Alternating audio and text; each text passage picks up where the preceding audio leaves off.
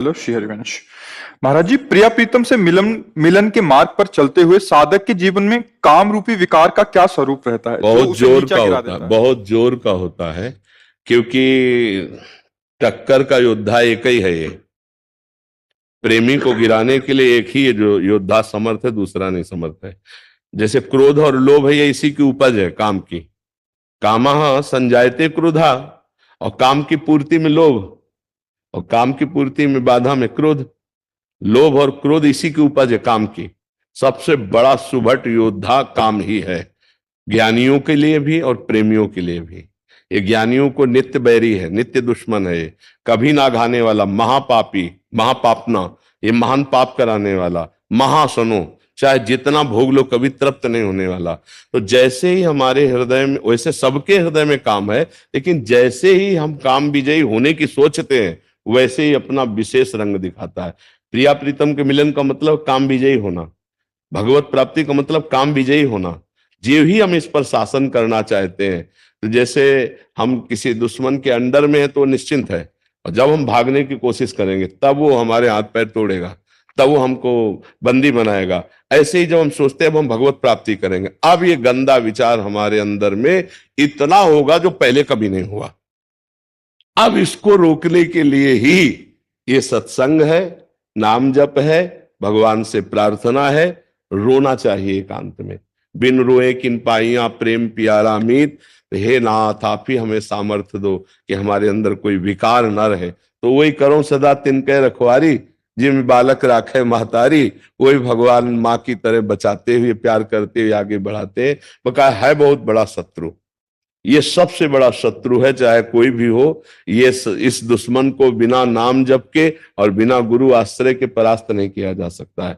भगवान ने काम पर विजय प्राप्त करने के लिए अर्जुन को आज्ञा दी है कि बहुत खाने वाला, कभी ना घाने वाला, ज्ञानियों का नित्य दुश्मन ये काम है, यही गिराता है।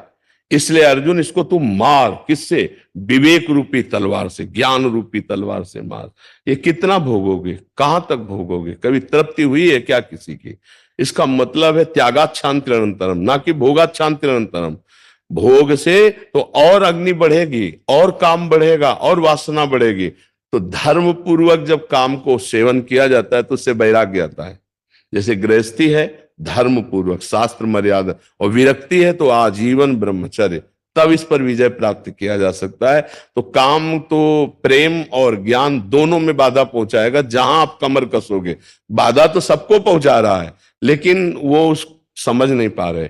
पर जब ज्ञान और प्रेम की तरफ बढ़ोगे तब वो तुम्हारी टांग खींचेगा संसार की तरफ, तब तुम्हें भ्रष्ट करने की कोशिश करेगा। जो तुम भोगना चाहते हो उससे अधिक आपको सुविधा दे देगा। वो माया है ना, आप भोगो, कोई परेशानी नहीं। और अगर आप भोगों को स्वीकार कर लिए तो प्रिया प्रीतम से मिलन की इच्छा ही नहीं रह जाएगी, योग्यता नष्ट हो जाएगी। भोगेश्वर प्रसक्तानाम तयापहृत चेतसाम व्यवसायत्मिका बुद्धि समाधोन विधीयते। जिसका चित्त भोग और ऐश्वर्य ने अपहृत कर लिया है, मुझे भगवत प्राप्ति कर ली, वो ऐसा सोच ही नहीं सकता है। वो वही सोच सकता है जो भोगों का त्याग कर रहा है, और जिसके हृदय में भगवान की कृपा से ये बात आ गई कि मानव जीवन की दिव्यता भगवत साक्षात्कार करना। अब इन भोगों में फंस करके मैं अपने जीवन को नष्ट नहीं करूंगा। तो गृहस्थ होते हुए, हर कर्तव्य करते हुए धर्म से चलता है, भगवान का नाम जप करता है। और देखो, एक खास बात यह कि जितने भी विकार हैं ये तभी हमको परास्त करते जब इनको बहुत प्यार देते हैं। दुश्मन को प्यार दोगे तो गला ही काटेगा। दुश्मन को दुश्मन मानकर व्यवहार करोगे तो कभी हारोगे नहीं, क्योंकि धोखा नहीं हो पाएगा। अगर दुश्मन को दोस्त मान करके रख लिया तो गला काट देगा। हम लोग ये बेवकूफी कर चुके हैं बहुत जन्मों से कि काम क्रोध लोभ मोह मद मत्सरी हमारे मन में है, हृदय में है, देखो।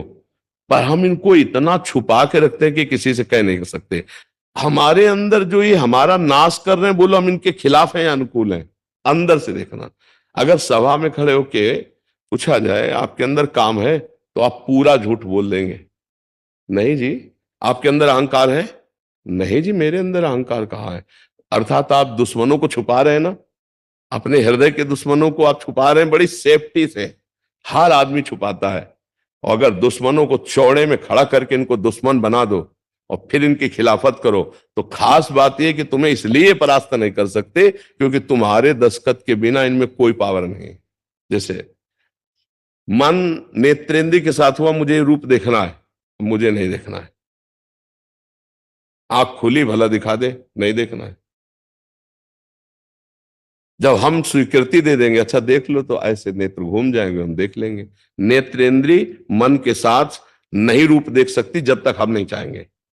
श्रवणेंद्री मन के साथ तब तक शब्द नहीं सुन सकती जब तक हम नहीं चाहेंगे। ऐसे हर इंद्री तब तक भोग नहीं भोग सकती जब तक हम नहीं चाहेंगे। तो हम चाह को अपनी ना जानकर इनकी चाह को अपनी मान लिया, इसलिए हमारा नाश हो रहा है। मांग रहा है अंदर से काम, और हम क्या कर रहे हैं, हम मान लिए कि मेरी मांग है, और मैं मर। दुश्मन की बात को हम अपनी बात मान लिए, तो हम मरते चले जा रहे हैं, जबकि वो मेरा विषय नहीं है, वो इंद्रियों का विषय है। अगर समझ पा रहे हो अध्यात्म है ये।